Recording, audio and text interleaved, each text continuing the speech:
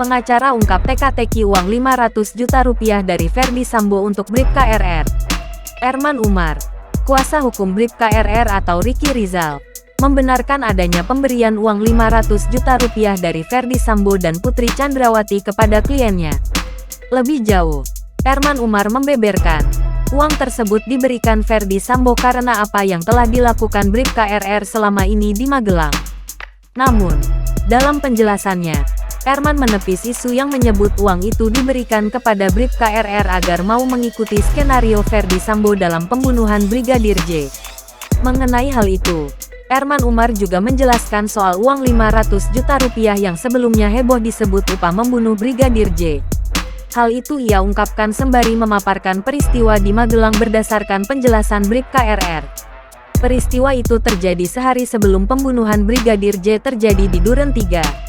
Jumat tanggal 8 Juli tahun 2022. Sebagai ajudan Ferdy Sambo, Bribka RR, dijelaskan Erman, rupanya punya tugas khusus. Tugas utama Bribka RR yakni menjaga anak-anak Ferdy Sambo. Lebih lanjut Erman menyebut, Bribka RR barulah bertugas di Jakarta saat sekolah anak Ferdy Sambo online karena pandemi COVID-19. Sehari sebelum insiden pembunuhan, Bribka RR memang ditugaskan untuk datang ke sekolah anak Ferdy Sambo di Magelang. Kala itu, Bribka RR mengantar keperluan ke sekolah anak Ferdy Sambo bersama Baradae alias Richard. Lalu Putri Chandrawati menelpon Baradae menyuruh mereka berdua pulang. Soal uang 500 juta rupiah untuk jasa Bribka RR di Magelang, Erman juga menjelaskan teka-teki asal-muasalnya.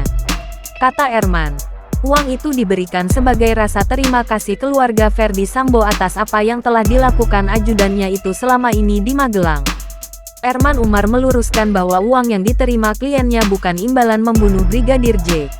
Erman Umar mengatakan, dalam berita acara pemeriksaan yang dia baca, uang tersebut diberikan karena kliennya telah menjaga Putri Chandrawati.